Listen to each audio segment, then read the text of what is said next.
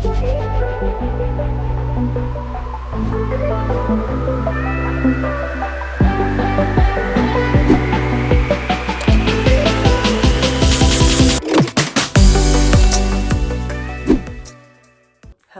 it is Crystal O to be all the things. I have no idea how to start this video because I don't know if people still do intros on YouTube. It's been forever that I feel I've been consistent on YouTube, and I'm hoping to do that.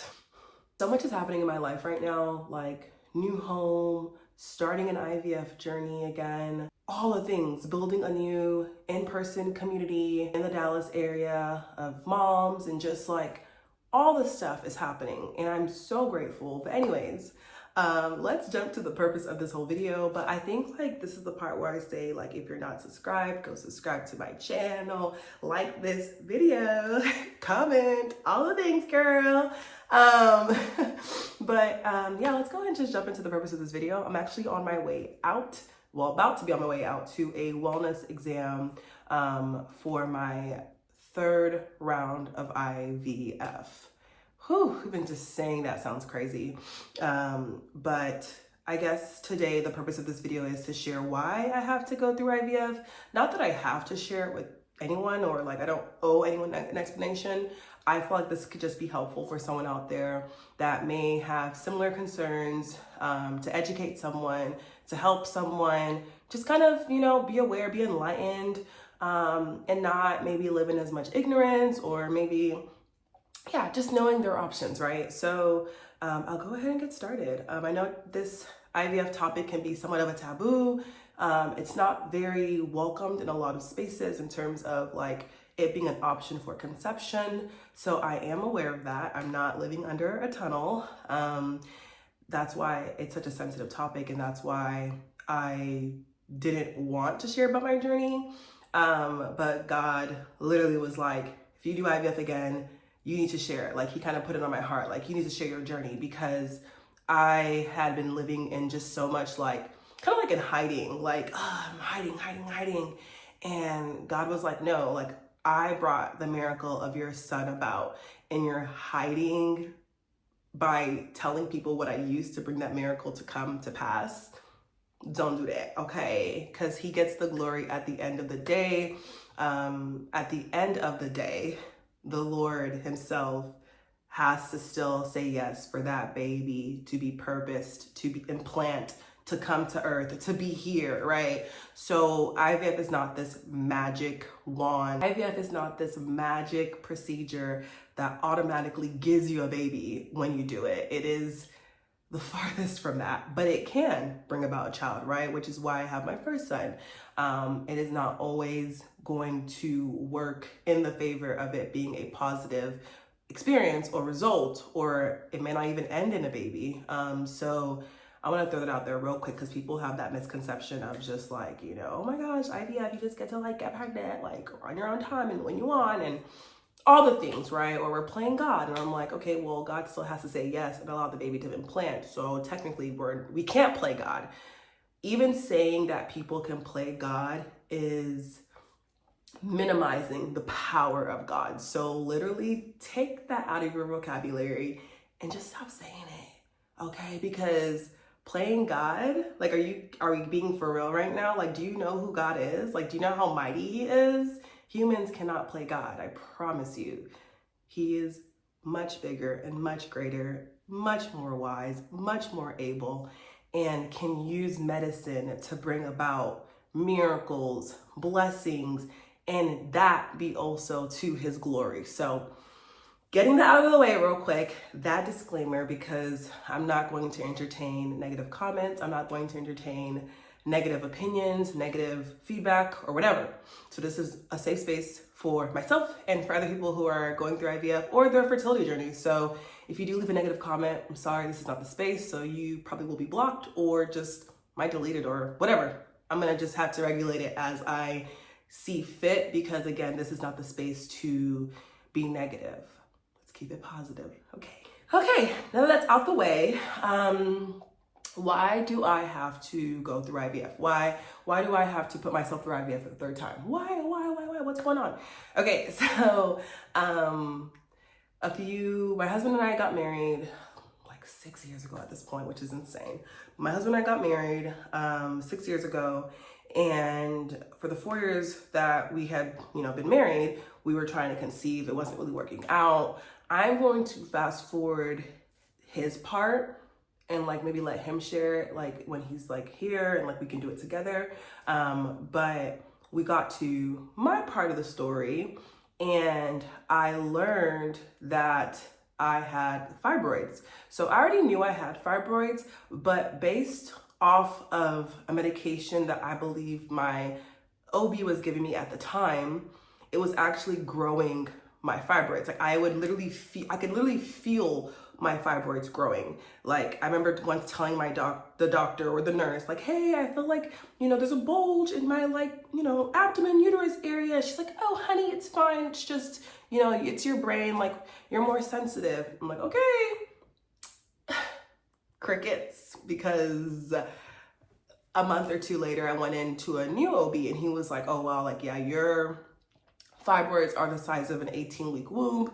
They're really big. And that's probably like, basically they called my uterus a hostile uterus. Like I said, my uterus, you're acting like my uterus is fighting people. Like relax. Like it's giving a gangster uterus. Like stop, not hostile. Like let's change the wording first of all. Like can we just change that wording like for everyone? That's a terrible name to call somebody's uterus. Hostile. What the freak? Like crazy.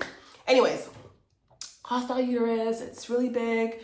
The fibroids are really big. They have to come out. There's no way you can get pregnant with the fibroid. And from my knowledge, well, okay, we'll get there later. But anyways, there's no way you can get pregnant with these fibroids. They have to come out. So I'm like, okay, you know what? Bet. I'm okay with that. Let's pull them out, whatever.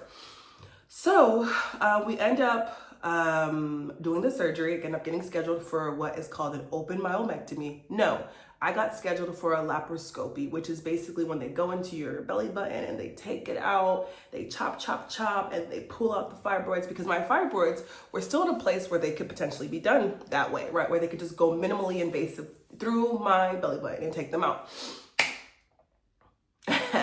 My doctor went in day of surgery and was like, ooh, these are really big. We will not be able to do a laparoscopy. We have to do an open myomectomy, which is basically slicing me open and pulling out my fibroids because they were so big that they weren't going to be able to go through my belly button. So after that, he did that. And he's like, yay, we did it. We got them out. I'm asleep, y'all. I'm just like thinking like in his head, like what he's thinking maybe like, yay, I did it. I'm such a good doctor. I don't know, but he was a good doctor. But he goes in and he's like, okay, the fibroids are out. And then he's like, oh my gosh, this is like the culprit. This is like the real culprit, like the Bowser. Like if you grew up playing Mario Party, like this is the Bowser of like her uterus, like that last level in the game, like you meet the boss, like the big boss, and that's the one that you have to defeat to like really get like the success or to win the game. Y'all, tell me why I had stage 2 endometriosis lining my tubes. Yeah, lining. Just chilling on my tubes, just enjoying their little life, destroying my womb, okay? Literally on my tubes, just, hanging out. And he's like, oh, that's not good. That's problematic, because if you know anything about the tubes, the fallopian tubes are basically the vehicle, right? That's where the egg travels down to meet the sperm, and then it ends up in your uterus and, embeds itself into your endometrium lining, and then it begins to grow, and then we're pregnant, right? Yeah, my mechanics, the road was blocked, had a whole caution sign on it, all the things, y'all. So he was like, yeah, so he woke me up. I mean, he cleaned it up. Thank you, Jesus. He cleaned it up. Such a great doctor. He didn't even have to do that, but he cleaned it up.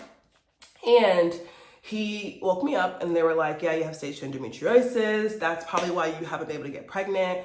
one of your tubes is like completely like done for, essentially, like from his eyes, right? What he can see. It's just not functioning anymore. But he said the left one might be working. So just go and take some tests and then, we'll go from there. So anyways, I'm like, hey, cool. Like, I'm just like, at this point, I'm just like happy that the fibroids are out. They caught the endo because, mind you, I didn't even know I had endo. Like, it wasn't diagnosed.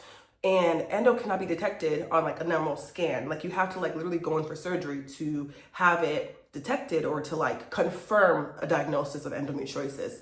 So I'm just glad we caught it because I didn't know I had it like that, like that. So I'm like, okay, cool. Like, praise God. Like, one step closer to my baby. That's basically like the mindset is one step closer to my baby, one step closer to getting pregnant.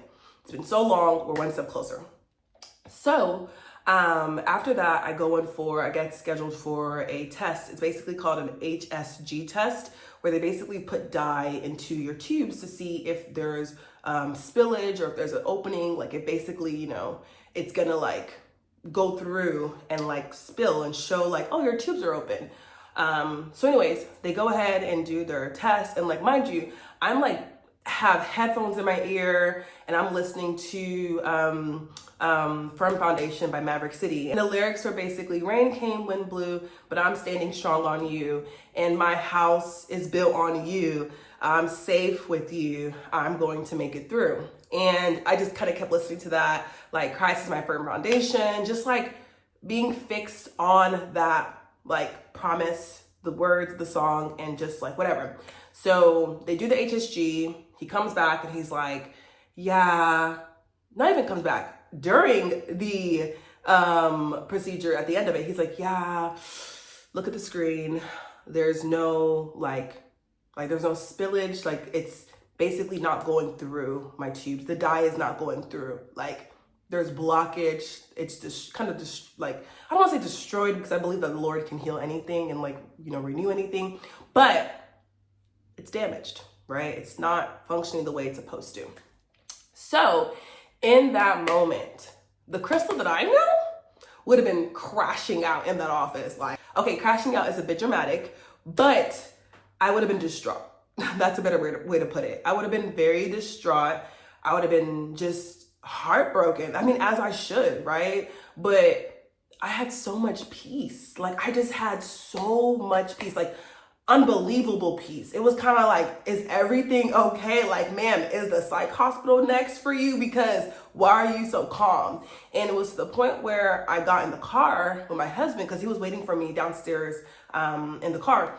And I was like, yeah. He's like, oh, how did it go? Like, basically based on my composure, he thought like we were good. Like, the tube worked, like we're good. But he was like, yeah, how'd it go? And I was like, oh yeah, they're both damaged. And he's like, what? Like, it was just so weird for him to figure out composure and then what I was saying were on two different pages. So to him, he was just like, what the heck is she talking about? Like, it's not making sense. It's conflicting. Like, basically there's dissonance, because typically I'd be like crying and like just distraught and sad and, but I was just like, they're both blocked. So I think that like what happened, one is that I felt the surpassing peace of God through any situation, through any circumstance. Like, I had peace, like genuine peace of like, okay, Lord, like it's literally in your hands. Like, I surrender, literally. So I just remember having told God, like in the past, previously, like, I will never do IVF. That sounds crazy. That's too much. That's a lot. Lord, that can't be my portion. And God basically was like, are you going to trust me with IVF? Are you going to trust me to move in IVF? Are you going to trust me to bring you your miracle with IVF? Like, are you going to hand it over to me? Like, are you going to give it to me, right? Because I know we were promised kids. I know we were promised a baby. I know we were promised these things. But how we were going to get it was not what I could control, right? Obviously, the enemy is going to allow sickness and going to allow pain and all these things to prevent us from getting what we believe the Lord has for us. And even just like legacy, like my son is a part of the legacy of a Christian home and what we you know, the values that we have in loving others, in forgiving, in just sharing the love of Christ and all those things, right? That's a part of our legacy. That's a part of the greatness that he's going to be in the world. And I feel like there was a major attack. Like if you were a believer, like that's kind of where that like spiritual warfare comes in, where you're just like, not on my watch, right? So anyways, I just had peace. I had peace, you know, and I think the Lord was just like trying to get me to see that it literally is not going to be on your merit. Because the thing about me is that I'm very like, I'll take the meds, I'll work out, I'll eat healthy, I'll timed intercourse, I'll do it all. And almost like it was in my own effort, right? Like I'll do it and then we'll get pregnant. And the Lord was like, no, Crystal, this has nothing to do with you now. Let me work. Let me cook. As the young folks will say these days, let me cook. And God didn't say that. But it was very much giving let me cook. So I left it into his hands. I said, okay, Lord, I have a crazy fear of needles. The journey still sounds crazy and still does. But he used it.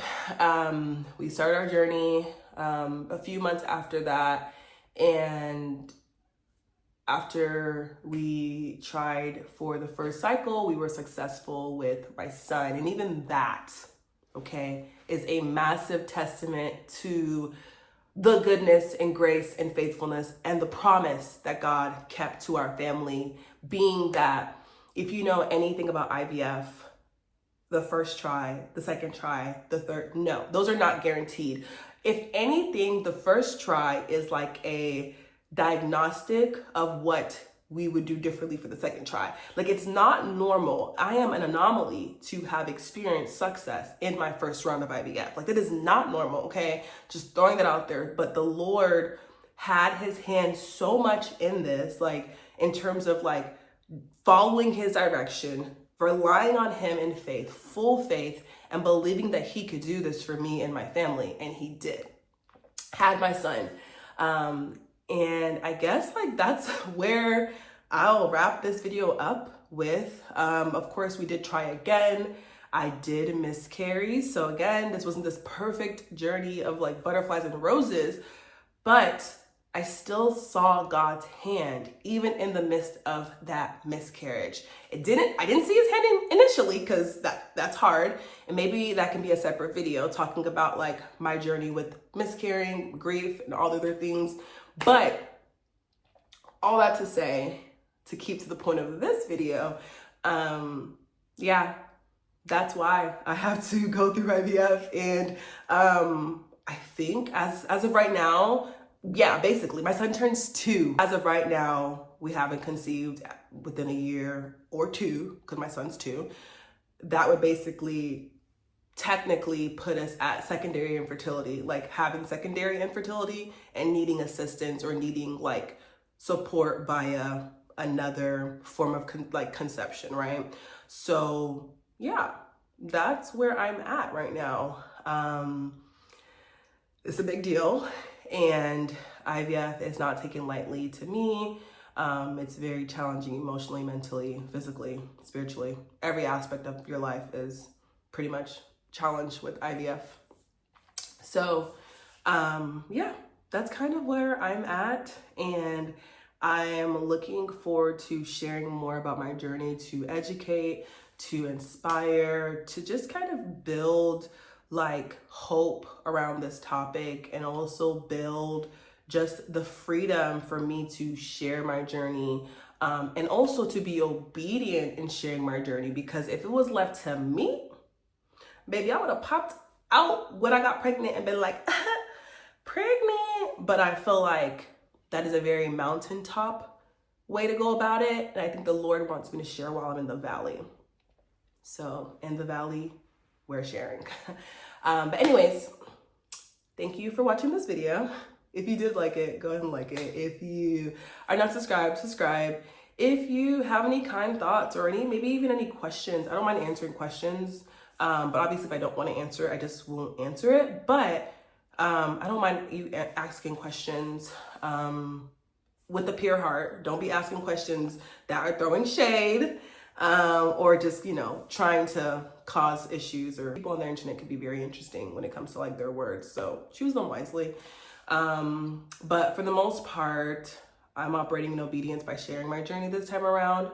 And I, just pray that this journey really does bless someone, really does encourage someone, really does like, just do what it's supposed to do, right? When I'm putting it out there, like I can't control what it does in the world, but my hope is that it does encourage someone. It does really, I don't know, just give them hope, enlighten them, help them even have empathy for people who may have to go through IVF, because what I'm going to show you in this journey is not going to all be peaches and creams, right? Like there's so much that comes with IVF that I feel like is not shared. And my hope is to take you in the ins and outs and really bring you in to understand the fullness of the process. So stay tuned for all of that. You will be able to find my content on all platforms, Instagram, TikTok, and here on YouTube. So yeah, follow, subscribe, turn notifications on, all the things, because I'm going to be posting a lot more often. Even if it's not an actual video, I will absolutely have it on my shorts as well that you can also take a look at. Every Friday, I will be uploading a video, calling it Fertility Fridays. So stay tuned for that. That should be fun. And I'm just waiting on like perfect moments to do stuff. Like right now, I'm filming with my iPhone and I have like a little light on it. Like it gets the job done, right? You can see me. We're good. We're good. So I'm done waiting on perfect moments, like the perfect camera, the perfect lighting, the perfect anything. We're just doing it, okay? We're doing it. We're doing it. So anyways, thank you for your love that I know I'm going to see in the comments already. Thank you for your support that I know many people on the internet hopefully will, or not, I don't know, I don't know. But anyways, thank you for just giving me space to share this video and this journey. And so anyways, see you next time in my next video and talk soon. Bye.